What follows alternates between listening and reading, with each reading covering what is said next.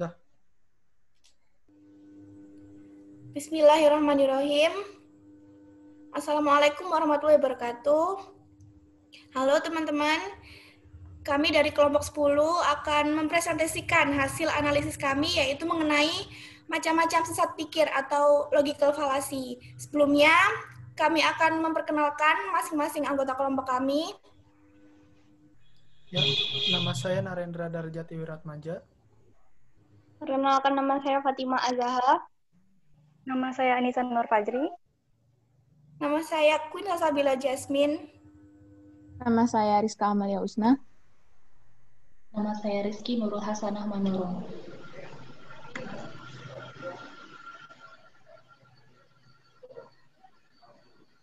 Pengertian sesat pikir. Kesesatan berpikir adalah suatu pandangan atau pemikiran seseorang yang tidak logis dan tidak bisa dipahami oleh semua orang.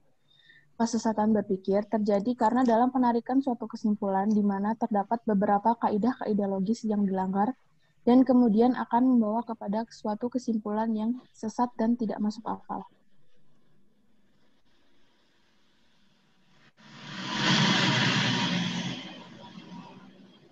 Macam sesat pikir yang pertama adalah generalisasi tergesa-gesa. Tergesa-gesa adalah sebuah kesalahan dalam penalaran kasus tertentu di mana pembicara melompat ke suatu kesimpulan umum berdasarkan bukti yang cukup.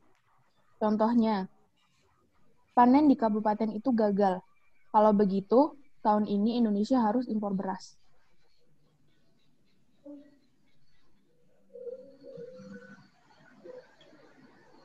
Selanjutnya adalah silogisme 4 term.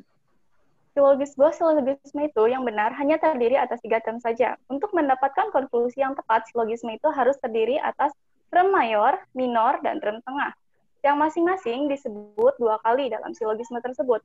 Ketiga term tidak boleh memiliki arti yang rangkap, karena akan mengakibatkan kesesatan equivokasi atau keracuan dari sebuah kata. Jika term mayor memiliki arti rangkap, maka akan terjadi kesalahan ambiguis mayor. Begitu pula dengan term minor dan term tengah. Contohnya, yang memiliki arti rangkap yaitu apel. Apel ada yang menganggap sebagai apel bendera, dan ada juga yang menganggap apel sebagai buah. Yang kedua adalah gabus. Ada yang menganggap gabus adalah salah satu jenis ikan air tawar, atau ada juga yang menganggap gabus adalah kayu yang lunak.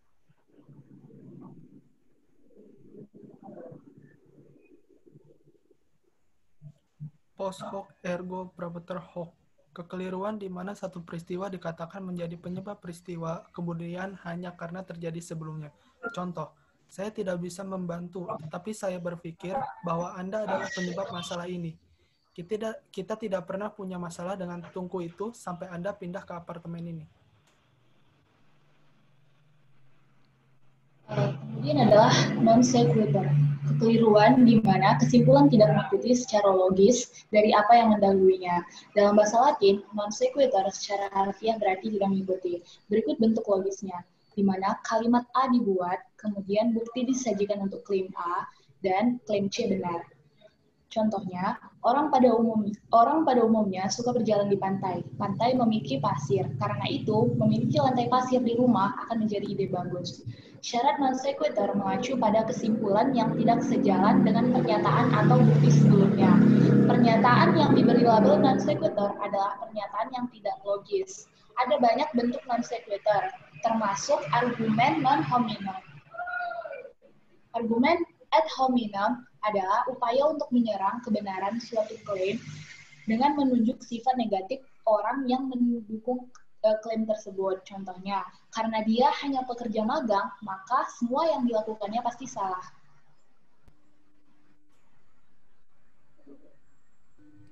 Selanjutnya, yang keenam, argumen ad populum atau bandwagon appeal. Ketika suatu proposisi dianggap benar karena dipercayai oleh banyak atau kebanyakan orang. Padahal belum tentu. Hanya karena umumnya orang mempercayai atau menormalisasi suatu hal, belum tentu hal itu adalah sesuatu yang tepat dan benar-benar rasional. Contohnya ketika orang berpikir bahwa ideologi negara X adalah ideologi yang paling benar karena banyak negara yang mengikutinya. Pola pikir seperti itu kurang rasional. Jumlah penganut suatu ideologi bukan merupakan tolak ukur yang tepat untuk menyatakan ideologi tersebut benar atau salah, karena ada banyak faktor yang seharusnya menjadi pertimbangan yang lebih mendasar.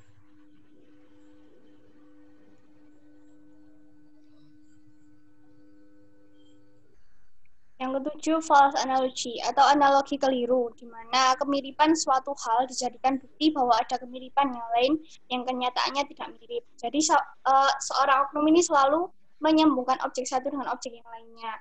Nah, contohnya seperti saya yakin bahwa buku karya X yang terbaru sangat bagus karena buku sebelumnya juga bagus.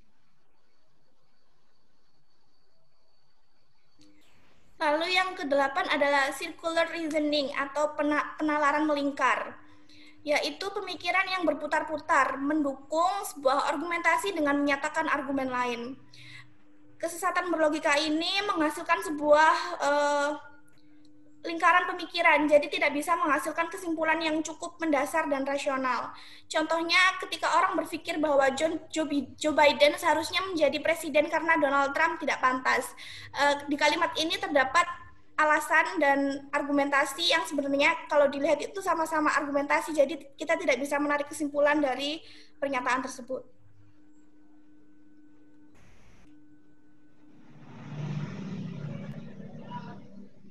Dan yang terakhir adalah generalization atau biasa disebut dengan overgeneralization, yaitu suatu fakta digeneralisasikan sebagai akar masalah atau penyebab dari suatu fenomena. Contohnya, Fatima adalah anak yang pendiam. Biasanya anak yang pendiam itu lemah lembut dalam bertutur kata. Padahal belum tentu Fatimah ini seorang anak yang pendiam, seorang anak yang lembut dalam bertutur kata. Maka pola pikir orang tersebut salah dan tidak tentu.